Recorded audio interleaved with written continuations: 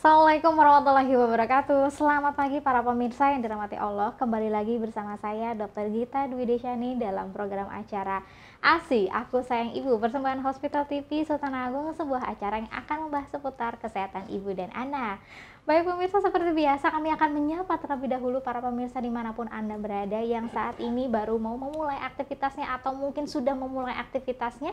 Semoga diberikan kesehatan dan juga kemudahan dalam menjalankan aktivitasnya hari ini ya.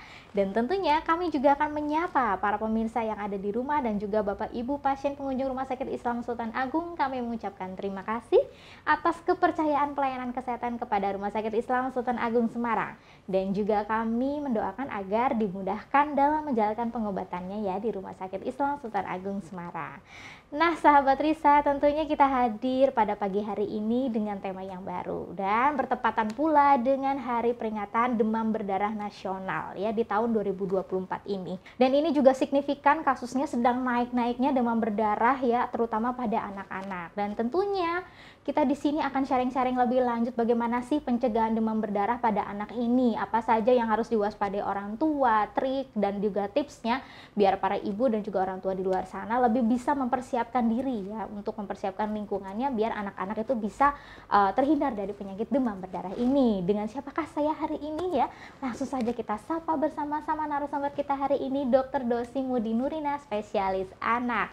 Assalamualaikum Dr. Dosi. Waalaikumsalam Dokter Gita. Bagaimana kabarnya hari ini dokter? Alhamdulillah luar biasa. Luar biasa. Sehat juga ya dokter Dosi? Sehat dong. Alhamdulillah. Ini udah kali kedua juga ya dokter di sini ya dok ya? Kali kesekian. Oh, kali kesekian ya. Jangan bosan-bosan ya dokter ya. Iya. Sahabat Risa ini sudah senang sekali nih dok. Vibe-nya positif sekali dengan kedatangan dokter Dosi hari ini. Iya. Dokter, hari ini kan kita masih dalam memperingati Hari Demam Berdarah Nasional ya dokter ya. Kalau di tanggal nanti 22 April ya dokter ya.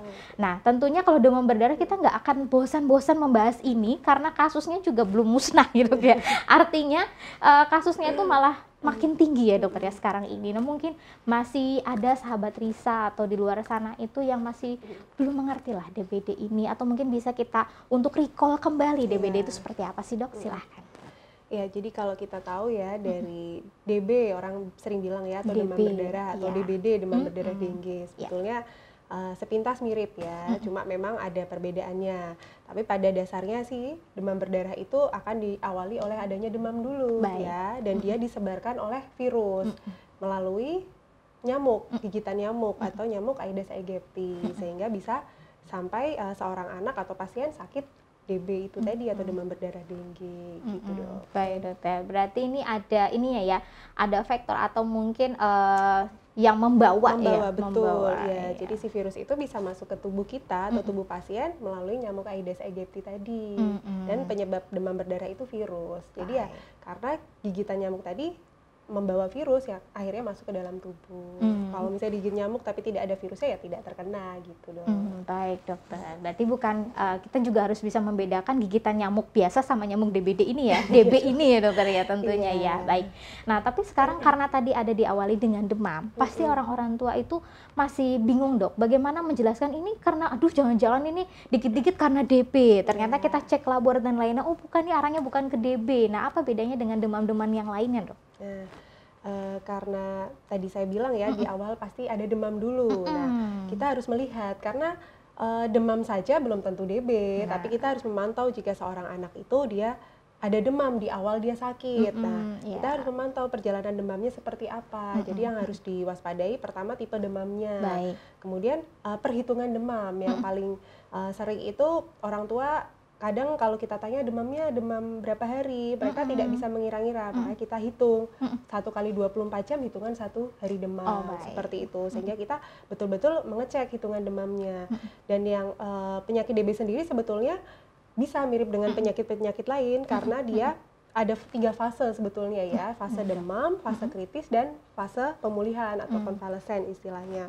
Nah di fase demam ini banyak sekali penyakit-penyakit lainnya yang mirip dengan demam berdarah. Misalnya influenza, kemudian penyakit-penyakit virus lainnya, COVID waktu itu ya bisa juga mirip karena juga sama-sama diawali dengan demam, sehingga kita tetap harus waspada. Nah terutama setelah demam hari ketiga nih kita baru bisa melihat apakah ini demam yang mengarah ke demam berdarah atau bukan. Selain dari keluhan-keluhan yang ada, kita bisa melakukan pemeriksaan darah di hari ketiga. Karena kalau dilakukan kurang dari hari ketiga, itu kemungkinan hasil labnya masih bisa normal. Sehingga jangan terburu-buru juga kita melakukan pemeriksaan darah di demam hari pertama atau hari kedua, sebelum hari ketiga tadi ya. Jadi setelah hari ketiga baru kita bisa melakukan pemeriksaan darah. Namun tadi kita observasi juga ya dalam 3 hari itu bagaimana sih demamnya, apakah disertai dengan gejala-gejala yang lain ya. Kalau demam berdarah sendiri biasanya disertai gejala yang mencolok ya. Ini cara mudahnya nih dulu ya, berdasarkan dosen saya nih yang mengajarinya ada istilahnya KLMN OPR. KLMN OPR. Iya, gampangnya seperti itu. Jadi K yang pertama itu adanya nyeri kepala ya. Kemudian L lemah. Kemudian M muntah, kemudian NO nyeri otot atau nyeri sendi ya biasanya, kemudian P perdarahan, dan yang terakhir R ruam ya. Jadi jika ada demam disertai dengan gejala-gejala tadi lah kita harus waspada nih, jangan-jangan anak kita ini sudah mengarah ke arah demam berdarah, apalagi ditambah misalnya orang sekitar atau orang terdekat ada yang sedang sakit demam berdarah. Nah ini kita yang harus waspada. Jadi jika tadi ada gejala-gejala yang saya jelaskan tadi disertai demam, segeralah periksakan ke dokter. Gitu. Baik, nah ini cukup menarik nih dok. Tadi dokter mengatakan dengan ditambahin demam dengan gejala-gejala yang tadi, kemudian dengan ada orang di sekitarnya atau di dekatnya sedang mengalami demam berdarah. Itu tidak terkecuali ya dokter ya, dewasa ataupun anak ya dokter ya. Pokoknya yang ada mengalami gejala serupa gitu ya. Nah itu sebenarnya kaitannya dengan faktor risiko ini apa sih dok? Kok sampai harus kita harus mencurigai kalau ada yang demam berdarah ya ini harus curiga demam berdarah juga nih gitu. Maksud faktor risiko itu salah satu. Maksudnya apakah nyamuknya itu bisa terbang sejauh apa sih dok, atau setinggi apa gitu? Kalau untuk penyebaran ini virus itu dok. Intinya kan yang pertama ya ini kita lihat ya cuaca saat ini sedang masa peralihan di mana dari musim panas kemudian musim hujan kemudian musim panas lagi. Nah di situ adalah fase-fase saat si nyamuk Aedes aegypti ini berkembang biak sangat pesat ya, sehingga dia sangat mudah untuk menularkan virus demam berdarah tadi. Nah di situ kemudian kita lihat juga di lingkungan-lingkungan yang mungkin banyak tempat-tempat penampungan air yang tidak bersih ya, selokan mungkin yang tidak lancar pengairannya, atau daerah-daerah yang banjir ya. Kemarin sempat kita tahu bahwa daerah kita ini termasuk daerah rawan banjir. Nah itu situ banyak genangan-genangan sehingga sangat mungkin si nyamuk Aedes aegypti ini berkembang biak sangat pesat. Nah di situ kita perlu waspada itu dok. Jadi faktor-faktor resikonya selain tadi ada di sekitar yang sakit demam berdarah gitu. Karena dengan seperti itu kan kemungkinan si vektor nyamuk ini akan sangat banyak untuk menyebarkan virus tadi. Gitu. Baik. Ini faktor lingkungan juga mempengaruhi gitu ya dokter ya. Faktor lingkungan terutama tempat tinggal tadi ya, dan cuaca. Kita lihat cuaca saat ini. Iya sih ini lagi musim hujan ya dokter ya. Musim sampai hujan banjir. Tapi kayak panas dan banjir itu ya. Iya betul. Baik dok. Nah ini menarik lagi tadi ada dokter Dosi menyebutkan ada 3 fase nih dokter ya. Mungkin bisa dijelaskan untuk 3 fase itu yang seperti apa dok? Kadang-kadang kan terutama untuk penghitungan hari demam. Nah, orang tua kan sering bingung ini.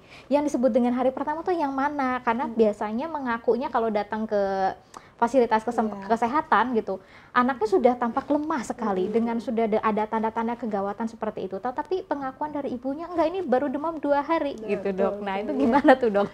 Ya, itu sangat penting ya pada demam berdarah, penghitungan demam. Sebetulnya terutama demam berdarah karena ini ada fasenya. Jadi kita untuk memperhitungkan kapan sih dia akan masuk ke fase kritis. Yang kita takutkan itu bahayanya DB itu yaitu di fase kritis, dan fase kritis itu biasanya terjadi di hari ke-4 sampai hari ke-6 demam. Sehingga kita jika menanyakan ke orang tua dan orang tua juga harus tahu bagaimana sih anak mulai demam dari hari apa.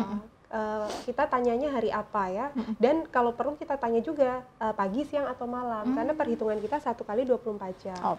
Misal si anak ini datang ke rumah sakit hari Kamis, dia mulai demam itu Minggu malam Senin, berarti perhitungannya kita hitung mulai hari Senin, Senin, Selasa, Rabu, Kamis, berarti dia demam hari ke-4 ya. Tapi beda lagi kalau misalnya dia datangnya dia mulai demamnya di hari hari Sabtu pagi ya, Sabtu pagi berarti atau Sabtu dini hari, berarti kita hitungnya dari hari Sabtunya, Sabtu, Minggu, Senin, Selasa, Rabu, Kamis gitu, hari ke-6.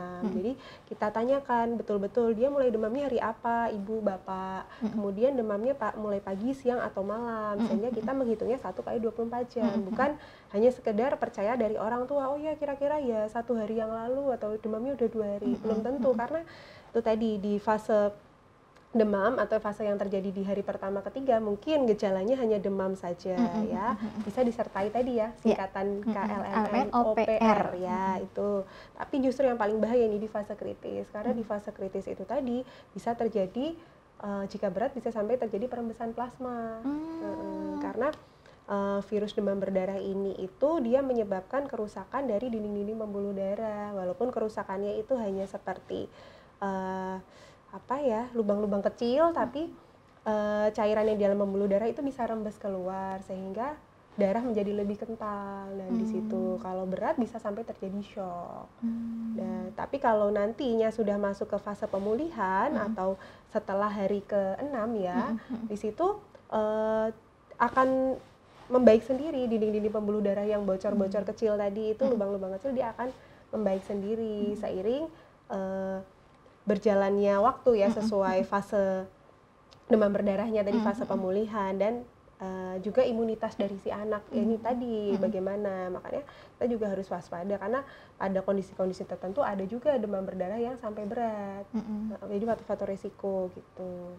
Baik. Nah kalau untuk yang benar nggak sih dok, pada saat fase kritis itu sebenarnya demam lagi turun itu dok?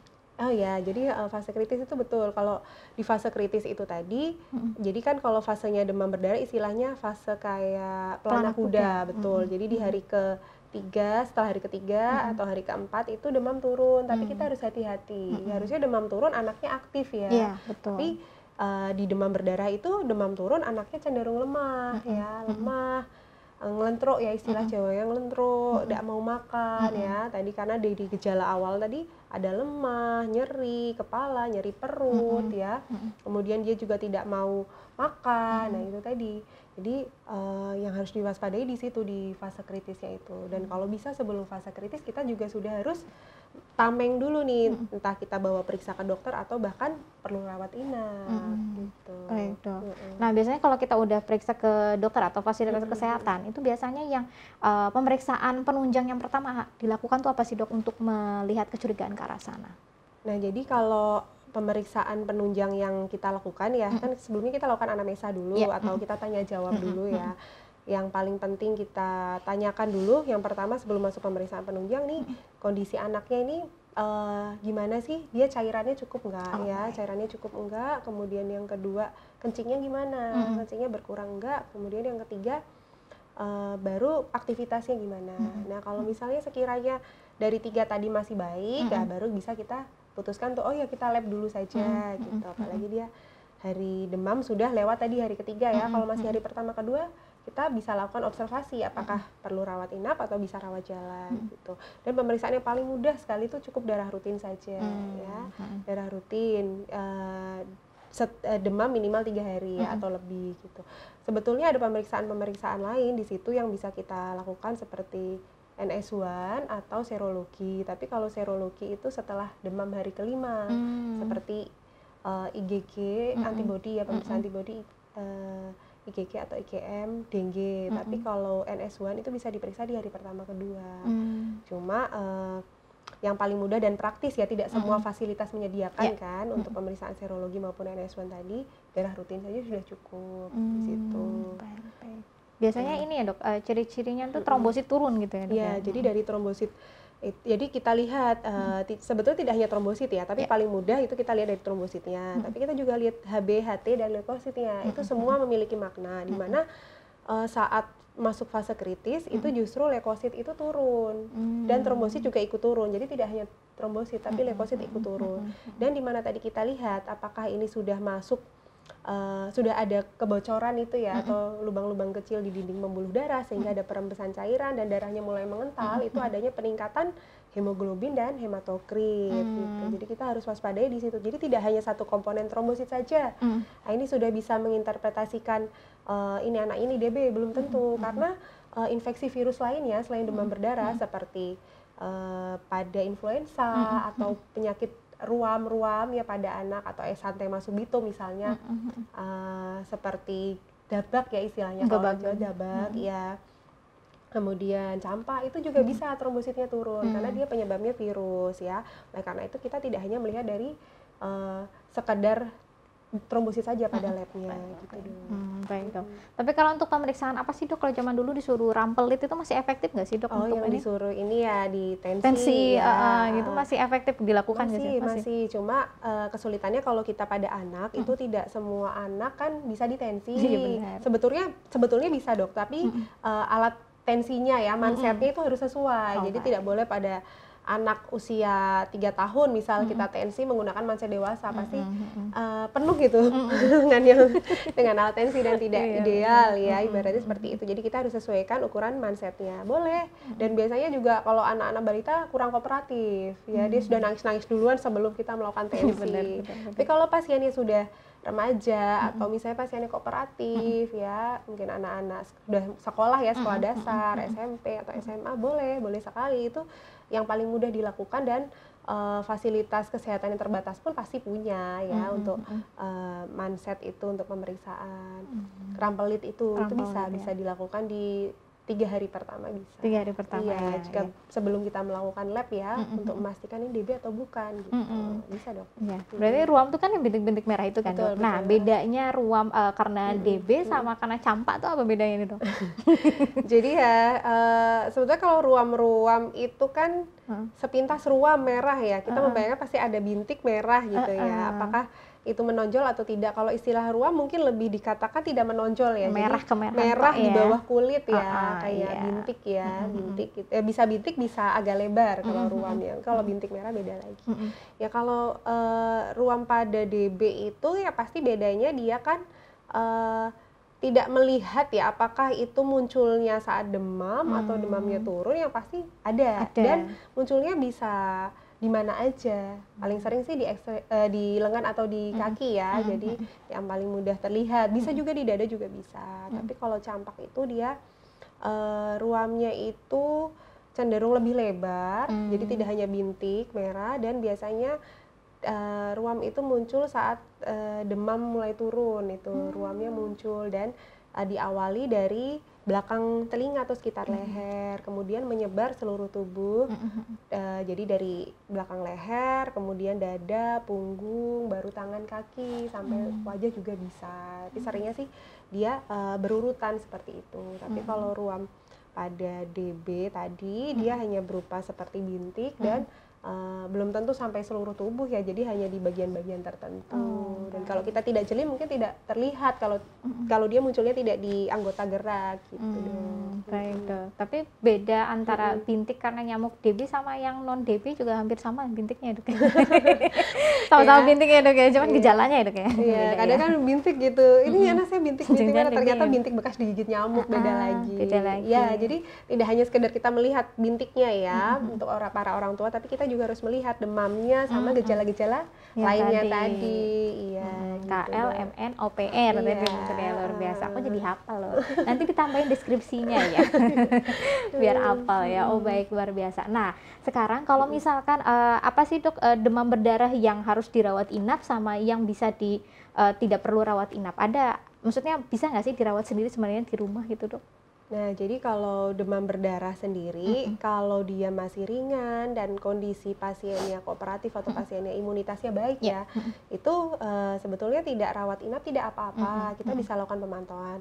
Namun syaratnya kita tetap melakukan pemeriksaan lab serial. Karena tadi dia ada 3 fase yang kita takutkan di fase kritis atau mulai hari ke-4 sampai hari ke-6 tadi ya. Tapi kalau misalnya sekiranya itu memberatkan, ya itu harus kita rawat inap ya. Salah satu pertimbangan di situ. Pertama, pertimbangan yang paling mudah. Kemudian yang kedua, kita juga harus melihat usia juga ya. Usianya, kalau dia misalnya masih balita, sebaiknya kita segera lakukan rawat inap saja. Karena pada anak-anak yang lebih muda itu berpotensi menjadi demam berdarah yang berat gitu. Dibanding anak-anak yang lebih besar, karena imunitasnya tadi ya, anak-anak usia lebih muda dia imunisasi lebih rendah.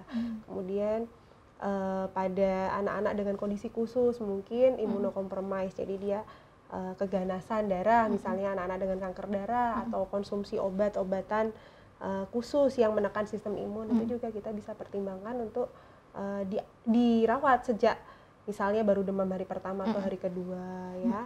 Kemudian yang ketiga kita pastikan tanda bahayanya ya. Tadi yang 3 pertanyaan yang paling mudah ya. Gimana sih intake cairannya, nutrisinya gitu. Cukup nggak? Si anak ini demamnya pakai muntah-muntah, dia tidak bisa minum sama sekali, ya sudah rawat inap saja ya. Kemudian yang kedua urinnya tadi, pipisnya masih banyak, masih bisa minum, hanya cuma pusing sedikit. Nah mungkin masih bisa kita pertimbangkan untuk rawat jalan. Tapi ya tadi dengan pemeriksaan darah serial. Tapi kalau misalnya udah nggak mau makan, pipisnya berkurang, pekat, ya sudah rawat inap saja. Yang ketiga aktivitasnya. Aktivitasnya si anak ini cenderung banyak tidur, ngelentruk gitu ya. Kemudian dia demamnya sangat tinggi, ya, itu salah satu bisa jadi pertimbangan.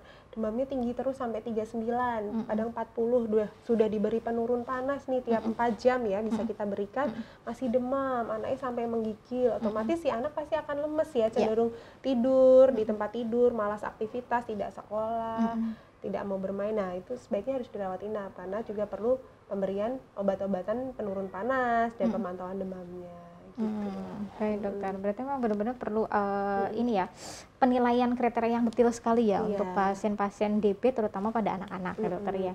Nah yang mungkin yang perlu diwaspadai tanda gawat darurat pada DB itu yang seperti apa dok? Jadi biar orang tua tuh nggak telat gitu membawanya itu ke rumah sakit. Nah, tanda kegawatan pada demam berdarah ini ada singkatannya juga nih, Dok. Lumayan. Jadi ilmu baru ini, apa ini, Dok? MP2K3, Dok. MP2K3. Baik, apa itu, Dok? Ini juga dari guru saya juga nih, Dok, yang membuat saya mudah mengingat ya, Dok ya. Jadi tanda bahaya atau istilahnya warning sign yang kita harus awasi ya. Jadi tidak hanya kita, justru yang paling penting adalah orang tua atau orang terdekat ya. Awasi tanda-tanda itu. Yang pertama M itu muntah terus-menerus ya. Jadi dalam sekali periode itu lebih dari 3 kali terus gitu dia muntah, tidak ada intake yang bisa masuk. Yang kedua P2 tadi ya. P2 perdarahan. Ya. Perdarahan itu yang paling mudah bisa kita lihat mimisan, gusi berdarah, selain bintik-bintik merah tadi ya. Atau yang paling berat sih bisa sampai perdarahan saluran cerna, misalnya BAB-nya seperti petis ya. Itu. Kemudian yang P lainnya, P kedua, itu perut sakit ya, jadi ada nyeri perut. Nah, di situ kita harus waspada. Dia ngeluh perutnya nyeri terus-terusan, hilang sebentar, nyeri lagi gitu, Dok. Kemudian K3 ya. K yang pertama kejang ya, sampai kejang itu salah satu tanda kegawatan atau tanda bahaya. Kemudian kaki tangan dingin. Jadi harus sering diraba-raba nih anaknya. Tangan kakinya gimana, ujung-ujung jarinya nih dingin atau tidak. Beda dinginnya misalnya sedang di ruang ber-AC atau habis dari kamar mandi ya, kita harus pastikan. Misalnya anaknya lemes, tidak kemana-mana dalam posisi demam tinggi tapi tangan kakinya dingin, hati-hati ya. Kemudian yang ketiga K-nya adalah kencing berkurang ya, tadi ya tetap harus urinnya dipantau. Kalau misalnya dia pakai pampers mungkin dilihat biasanya tiap 3 jam sekali pipisnya udah banyak, pampersnya udah penuh. Nah, ini kok belum ganti pampers, masih kering bahkan sampai 6 jam. Nah, itu sudah salah satu tanda bahaya atau kegawatan itu, Dok. Baik. Luar biasa ya dokter ya. MP2K3 berarti sampai bisa kejang tadi dokter ya. Berarti bisa ngeri juga ya dokter ya. Bisa sana. jadi yang udah sampai misalnya demam berdarah yang berat bahkan ke kejadian lain-lain, dia ganggu kesadaran, bisa akhirnya jadi loss, itu bisa karena itu juga ya dokter ya.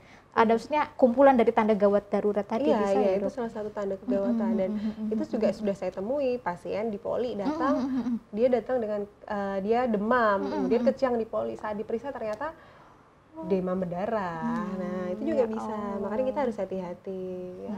Baik. Nah, ini makanya para mam ya benar-benar harus bisa lebih aware lagi lah dengan kesehatan anaknya ya. Dikit-dikit pokoknya kita periksa, nggak apa-apa ya dokter ya. Yang penting kita tenang, tahu kalau anak kita baik-baik saja, daripada kita bawa sudah terlambat. Bayangkan tadi datang ke poli aja anaknya kejang, berarti itu demamnya udah lama ya dok ya. Demamnya baru 3 hari. Baru 3 hari, tapi maksudnya udah sampai ke tahap berat ya. Iya, kemungkinan dia perembesan cairan ya tadi yang cukup banyak, karena atau ada tanda-tanda kegawatan yang lain, atau bahkan keluhan-keluhan lainnya tadi berat, intake cairannya dan lain-lain mungkin tidak masuk ya, tidak adekuat.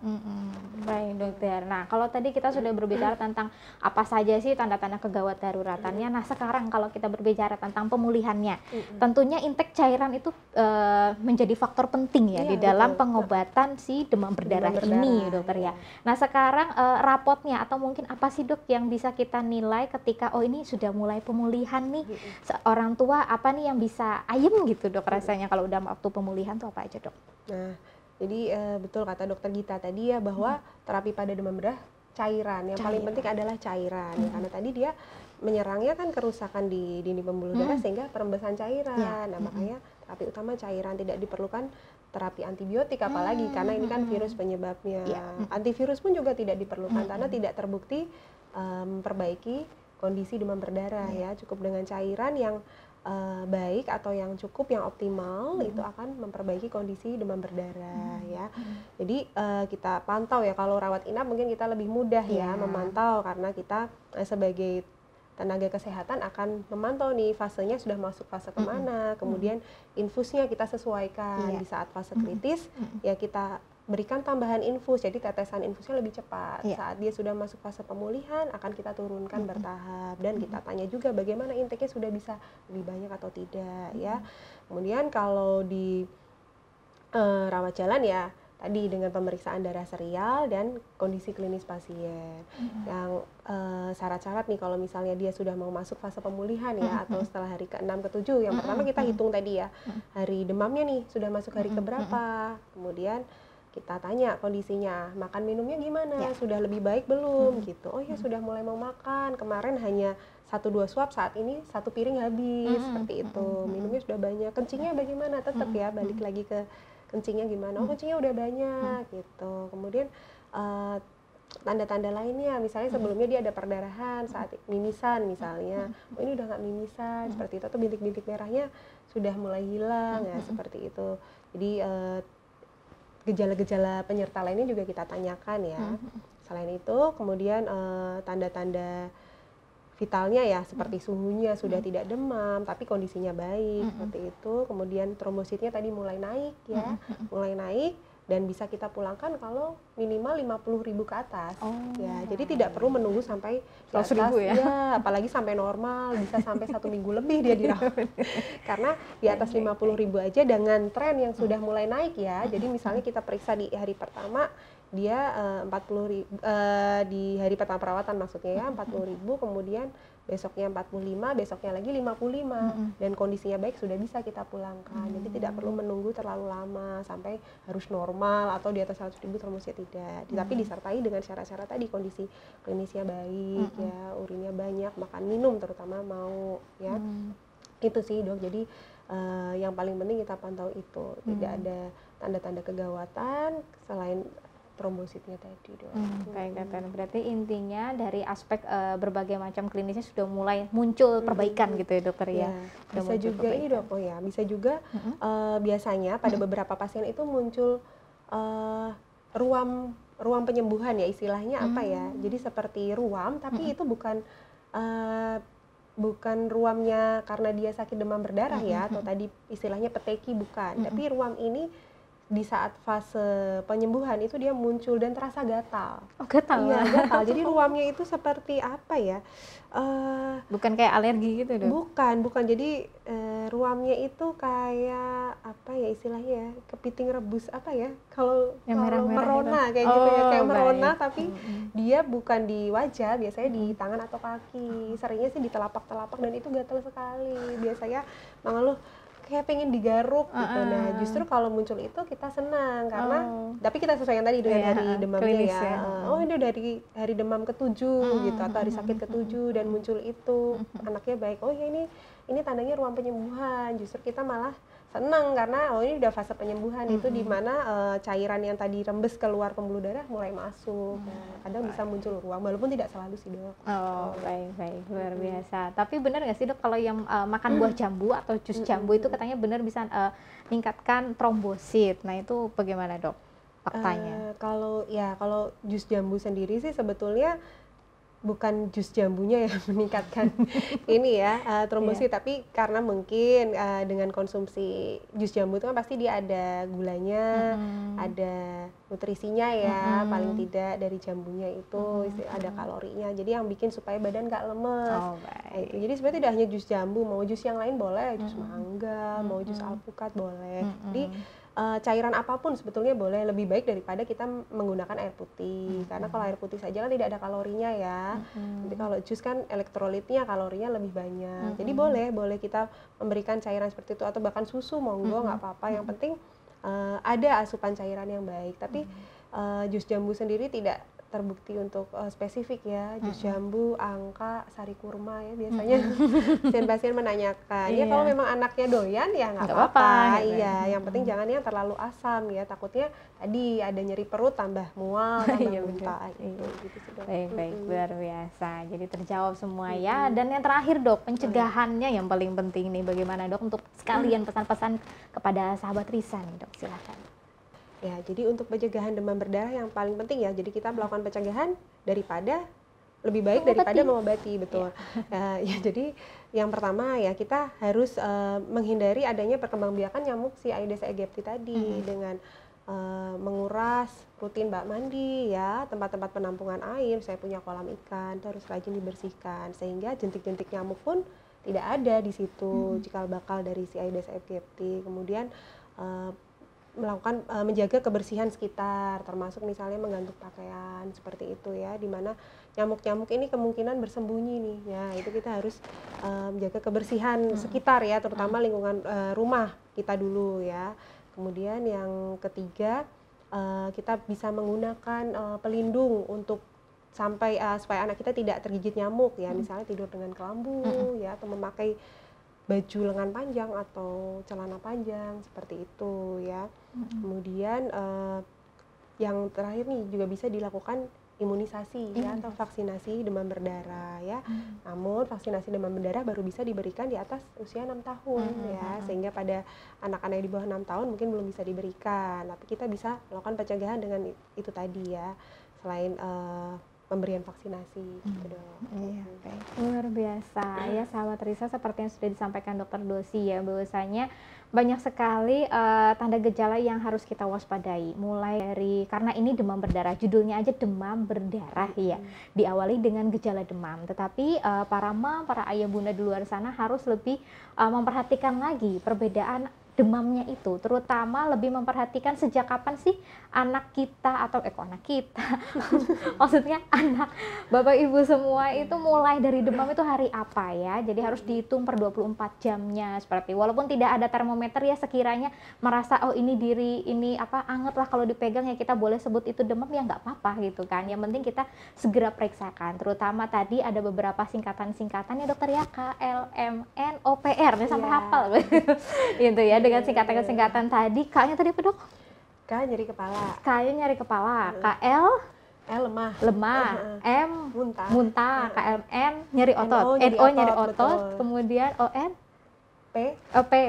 perdarahan. R-nya ruam. R-nya ruam. Nah, dengan singkatan-singkatan tadi itu, jadi kita bisa semoga kita bisa lebih mengingat dengan mudah ya tanda dan gejalanya. Terutama tadi yang harus diwaspadai adalah tanda kegawatan pada pasien demam berdarah. Dan ingat tadi pasien demam berdarah itu kan memiliki 3 fase, terutama fase-fase kritis inilah yang harus betul-betul diwaspadai. Karena pada fase kritis tadi itu justru demam itu sedang turun ya dokter ya, fasenya turun. Tapi kita harus memperhatikan secara klinis, artinya apakah si anak itu sesuai nggak dengan demam turun, dia aktif atau tidak. Kalau memang ternyata dia kebalikannya atau malah lemas lesu, tidak mau nafsu makan dan lain-lain, udah nggak usah berpikir panjang, langsung saja pergi atau datang ke fasilitas kesehatan terdekat begitu ya.